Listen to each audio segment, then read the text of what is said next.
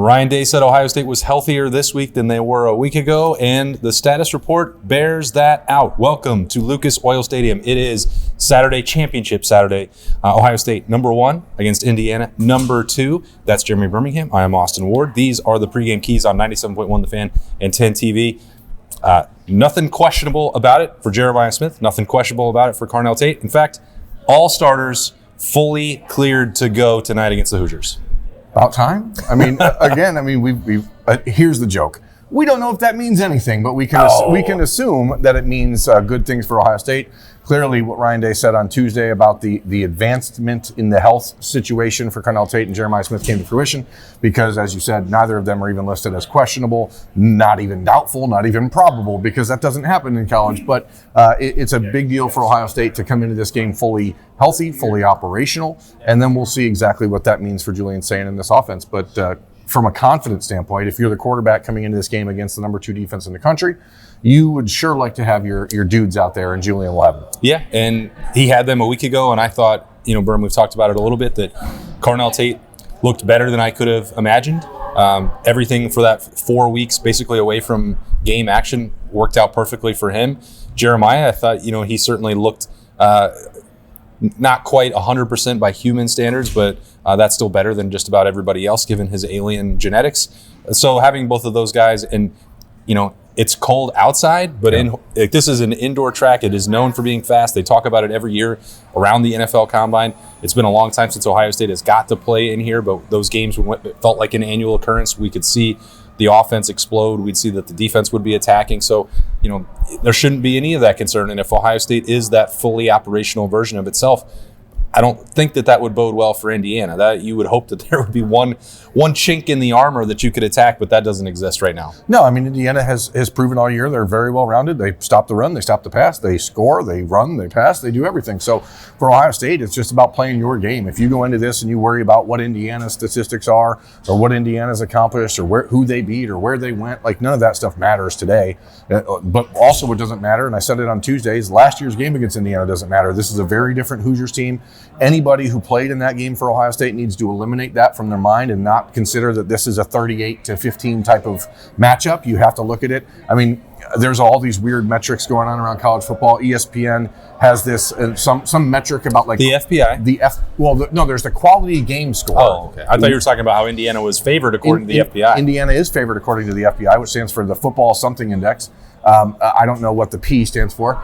I don't even know if the F stands for football. I just assume. But there was a quality game score, and this game had a 99.98 score, which according to ESPN is the highest score of any pregame for That's a lot of numbers, man. Any time that in the history of that index, which is dated back 22 years. So the closer we get to game time, you start to think maybe this is going to tighten up. Austin had a dream that Indiana won this game 26-7 last night, he said. So, take that into consideration. I don't know if it means anything, but I guess the key for me, first thing first for Ohio State, is in a game like this. Why'd you have to tell people that? No, I told you that in confidence. It's funny. But the point is, Indiana is going to come out and they're going to try to throw haymakers early. This is not a team, I think, that's going to walk into this game and try and feel out the Buckeyes. They know that they're at a talent disadvantage, but they also have probably a confidence about them that maybe they don't need to have in this game or deserve to have in this game. But that's not going to stop them. Kurt Cignetta's done a great job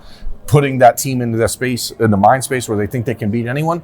And Ohio State needs to be prepared for that early because the Indiana crowd, which will probably be 50-50, I'd assume, in this game, maybe a little bit slanted towards Ohio State because there's just so many more Buckeyes fans in the world. But you just got to come out and be ready for that first punch from Indiana. That to me is key number one. Yeah, I think it'll be as close to 50-50 as probably we've ever seen for a Big Ten championship game here, which is a credit to Indiana. They don't have to travel far. Most of their fans already live here, but there's a ton of Ohio State fans as well. I know that they've been, looking to pick up tickets. A bunch of them were already in downtown Indianapolis on Friday night getting ready for this game.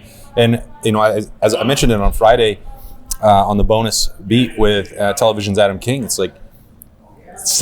5 years without Ohio State getting to Indianapolis feels like the decades that it takes for Indiana. It is a different standard. It's a different expectation for these programs. And so, Ryan Day has won this game twice, but it has been so long, that I think that he's probably at the top of this list, of guys that want to prove something today. And we know that Caden Curry does too, that Kenyatta Jackson, Caleb Downs, they don't have Big Ten championship rings. But, I think that Ryan Day will, as he's accumulating this infinity gauntlet, I think he's going to coach this one aggressively because why wouldn't you? You're going to have a bye. You're not going to play again until either New Year's Eve or New Year's Day, depending on the way that all shakes out. You win, you don't play until January 1st in the Rose Bowl. So you'd have plenty of time to get healthy.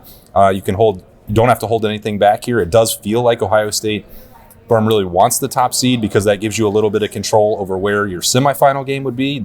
If you're number one, you're the only one that can say we would like to play in the Fiesta Bowl or the Peach Bowl. My understanding would be the Fiesta Bowl. But if you want to have control over that and get the hardware, you got to go out and take care of a really good team. I think Indiana is that. Yeah, there's just no reason not to come out swinging here if you're Ohio State. The reality is this game matters. It is, again, a number 1 versus number 2 matchup. That in itself is historic in this venue, this game. But for Ryan Day, you don't want to limp into the playoffs. And a loss, even though it won't knock you out of an off week or a bye week, it is still going to put you in a mind space where you feel like you have to go back to the drawing board after this game. And so you want that momentum. A year ago, all the teams that had the bye week lost in the semifinals of the playoff or the quarterfinals, and that ultimately means nothing. But it's not like the extra week off is going to do that much for your health. It's not going to do that much. But the mindset of coming into this game with a loss or exiting this game with a loss, I think is something that would be a bigger hurdle. Because this team, as we've heard and talked about, Ohio State has not been challenged this year. Everyone expects that to happen tonight. And if it does, you want to prove to yourselves, and Ryan Day wants his team to prove to themselves that, hey, we can handle that too. We've been great all year, haven't had to handle adversity, but if it comes, we're there. And I mean second half deficits, having to come back, claw back at the end, et cetera. These days where we can watch the pregame shows, really, I don't want it. It's annoying because I'm told, basically secondhand about the narratives that exist about Ohio State. And then they rattle me a little bit, and I don't understand where they come from. And then to hear it directly where it's like, well, Indiana's battle tested. They've been behind in the second half. They've had to face this adversity. They proved themselves on the road against Penn State. Well, how did they get there? Yeah. By playing poorly. Was Ohio State supposed to throw away some first halves of games? We've been critical of slow starts that lasted one quarter or even a week ago, falling behind 6-0 in the Big House. And it's nobody gives them credit for coming behind behind in the first quarter. Pretty sure that's difficult. If you give up a touchdown or give up a score on the opening possession and then you immediately throw an intercept, you're getting punched in the face. Especially by Michigan in that game with everything that's happened in the last 4 years. To bounce back from that as quickly as they did is an indicator that this team knows how to handle it. It's there's no requirement to win a national championship. You have had to come from behind in the second half of a game or escape by the skin of your teeth on the road against Penn State. That's not how any of this works. If you're good enough that never happens to you, I don't think that they're going to withhold the trophy and be like, we just don't know. Yeah. So maybe that'll happen. I think that there's a very good chance that Indiana can take this game deep into the second half. They're the number 2 defense in the country. They have a Heisman Trophy candidate at quarterback. They have really good wide receivers. All these things are true. I still think across the board that will not be able to match up in all 3 phases with Ohio State. But the good news is we get to find out. I'm pretty confident that after the game, the notebook that I'll be covering this time will be a win, and the one that was in my dream that really sucked, I'm not going to have to do that again. Let's back out here, or just zoom in here, I guess. I can't go any further. Let's zoom in. We're talking about this from a 3,000-foot perspective. Let's dial in here. Schematically, game scheme, gameplay-wise, what is one thing that you think will ultimately decide who wins or loses this 1 versus 2 match? Yeah, it's always easy to just go right to the trenches, but more specifically, if Ohio State runs the ball against Indiana like it did against Michigan, I think it'll win comfortably. It's a really remarkable stat. I was frankly surprised when I saw it. I did not watch every single Indiana game, obviously, but to only give up more than 100 yards rushing twice all season, and one of them being in week 1 in the opener, is pretty remarkable. They've been consistent. They've been disciplined. They've been well. They must be again, didn't watch all 12 games. They must be sure-handed tacklers. It's not that they're doing this with truly superior athletes on a week-by-week basis, but they've met every challenge so far. And as you alluded to the last couple of days, Indiana has been really successful, and they've created chaos, and they've shut down the run, and they've generated some tackles for loss and pressure in the backfield. They're doing that without what you'd consider 5-star elite talents on the defensive line. Well, this is one of the best offensive lines in America, whether you believe the Big Ten all-conference voting or the Joe Moore Award panelists, whatever. I know what I've seen as this year has gone on. Those 5 guys played a hell of a game last week in the Big House, and if they do that against Indiana today, I think that ability to run the football will be the difference maker, because that will also mean probably a lot of open opportunities off play action for Jeremiah Smith and Carnell Tate. And that would be scary if I had played in the Indiana secondary. Yeah, I'm interested from an Ohio State perspective, because the run game is going to be important, as it always is, just from a game control standpoint. But last week we saw more of Bo Jackson than we've seen at any point this season. This game today, I think Indiana will blitz a lot more. Or they try to create free runners from their linebackers. It's going to be really important if Bo Jackson's out there that much to make sure that he's in a mindset where his pass protection is on point.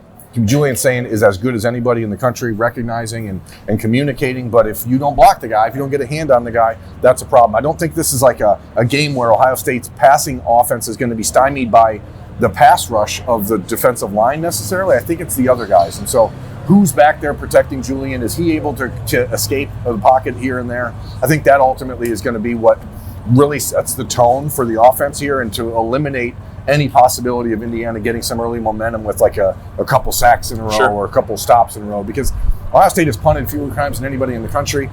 That's not a surprise. They're going to punt today more than they have in any game this year. I mean, if I'm going to make a bold P, but that's maybe like 3 punts, right? So it's not that many, but you want to make sure that those happen in parts of the game where you're Ohio State, that you're not giving up yardage, where you're not giving up field position, where you're not losing that battle, because that's how Indiana's going to have to win this game, is short fields and getting Ohio State off the field on 3 and outs, which no one's really been able to do all year. Well, the activity and the noise around here in Lucas Oil Stadium is picking up. The first wave of Buckeyes, some of the walk-ons, some of the freshmen are in the building right now. So, and you can feel it around downtown Indianapolis. There's a good vibe down here. Expecting a banger. Number 1 versus number 2 is almost here. Ohio State, again, is fully healthy according to that status report.